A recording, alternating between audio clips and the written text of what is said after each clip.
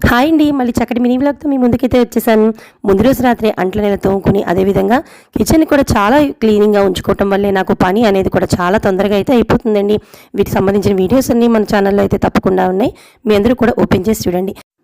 ఇక ఇన్ని పనులు ఉన్నాయి కదా అని చెప్పి పూజనైతే నెగ్లెక్ట్ చేయనండి. మన కృష్ణయ్య బృందావనంలోని ఈ విధంగా పూసిన పూలతో పూజను చేసుకుంటాను. అదేవిధంగా కృష్ణయ్య ముందు తులసి ముందు చక్కగా ఊడ్చి శుభ్రం చేసుకుని అదేవిధంగా పూజా మందిరాన్ని కూడా శుభ్రం చేసుకుని ప్రతిరోజు కూడా నిత్య దీపారాజన పూజ కూడా చేసుకుంటాను.